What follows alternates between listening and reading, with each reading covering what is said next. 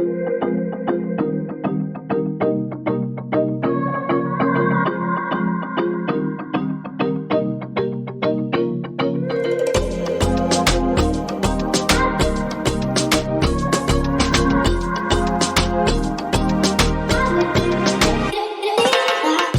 there was a company in Michigan who had to recall over 3,000 pre-rolls, I believe, and it was due to someone licking the pre-rolls, allegedly. So that is disgusting before COVID, right? It makes it even worse that this person was doing this during all of this COVID commotion. That, I don't know the company personally. I would bet that they don't get any kind of third-party verification.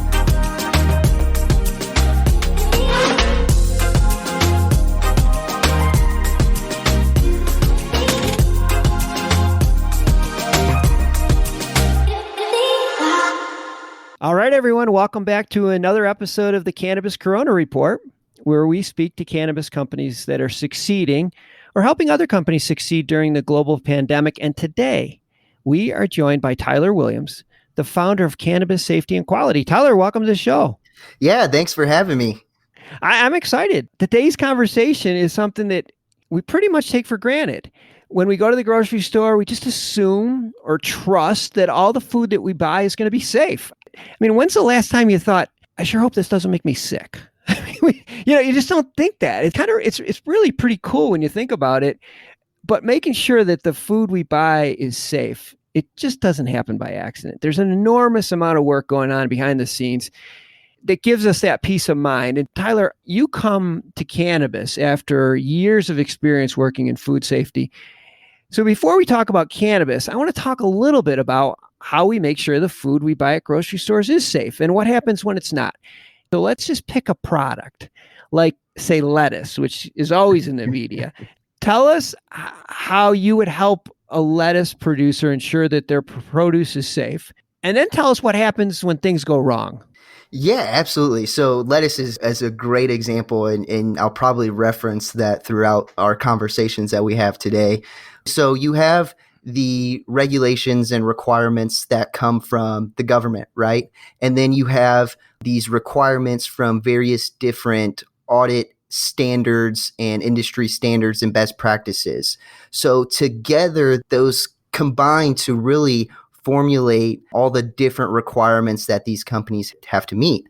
So with lettuce, for example, not only do they have to meet the state and local requirements as well as the federal FDA requirements and USDA requirements, but now if you want to sell your product to Walmart or Costco, well, now you have to get a third-party audit from a completely separate organization that's not even government affiliated.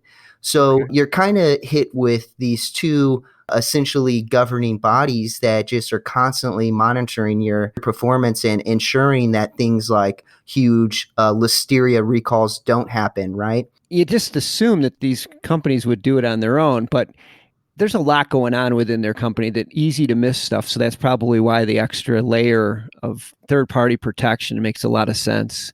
Now that we kind of have an idea of why protection is in place in our food, let's switch to cannabis. What did you see in the cannabis industry that prompted you to form Cannabis-Safety and Quality? That's a great question. And I don't think there's one instance per se that really led me to say, okay, well, what if we took what we've been doing in the food industry forever and apply that to the cannabis industry? It was kind of multiple instances, from sites coming to us as a food safety company and saying, hey, can you help us navigate through these regulations? Or just seeing in the news, great example is the vaping crisis, if you will, that we kind of had in 2019 and a little bit into 2020. And that wasn't even from the legal market, that's from the illicit market, but it had a huge impact on the legal market. And it's just all of those things combined really allowed me to see an opportunity to bring what we've been doing in the food industry, to bring what has been done in the dietary supplement and the pharmaceutical industries, and bring it over to the cannabis and put our own spin on it and say, okay, now we have a standard that is best fit for the cannabis industry from seed to sale. Mm-hmm. Yeah. clearly we see it. I just wasn't sure how somebody from the outside looking in saw that the cannabis industry needed some help. You mentioned the FDA. I got to say that right now, that's probably one of the more confusing aspects of the cannabis industry is what's the FDA's role? And maybe you can help us better understand the agency. What do they oversee? Is it just cannabis? Is it CBD? How much power do they have? Where does their power start or end?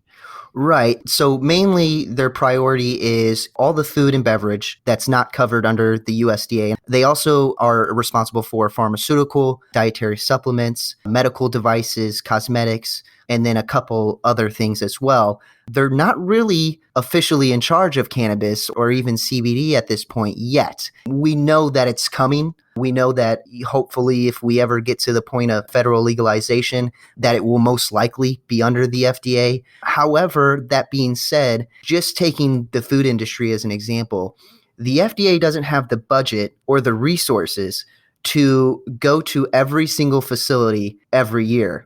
What they do is go to what they call high-risk facilities or facilities that are continuously messing up, facilities that just had a recall, that get complaints, things like that. If you're a facility that's, you're not selling a lot of products, you might not even get an inspector to visit your facility. And that's kind of where the third-party audits come into play and fill in that gap where the FDA just doesn't have the resources to do so. Now, with cannabis and CBD in particular, really there's two reasons the FDA is going to get involved, at least this moment in time. If there's a major health concern, so if somebody's going to get sick from consuming that product, or if there's labeling issues such as health claims. Okay. So those are really the two instances where the FDA is going to say, hey, we don't have regulations in place, but guess what? We're going to enforce this. You mentioned recalls, and I think I recall a story about a company in Michigan that had a recall in their pre-rolls. Do you know about that story? Oh, yes, I know it very well. So it's a weird one. It's the first of its kind that I've heard of, at least. Yeah, there was a company in Michigan who had to recall over 3,000 pre-rolls, I believe. And it was due to someone licking the pre-rolls, allegedly. So that is disgusting before COVID, right? It makes it even worse that this person was doing this during all of this COVID commotion that's going on. Oh, man. Yeah, there's a lot of problems with that. I don't know the company personally. I don't know their internal processes. I would bet that they don't get any kind of third-party verification saying that they're doing the things that they're supposed to be doing as far as safety and quality. Oh, my gosh. I mean, that right there makes it so that people appreciate why we need some government regulations, because that's just not right. Right. But what steps can the industry take to protect the public and avoid situations like that, but then not have like super onerous government involvement? Yeah, so I've been talking about this a lot lately, and sometimes I use the term self-regulated, and that's probably not the best phrase to use. I would think semi-self-regulated is a little bit better. And what I mean by that is we know there's going to be regulations in place. We're not saying that there shouldn't be. There definitely needs to be.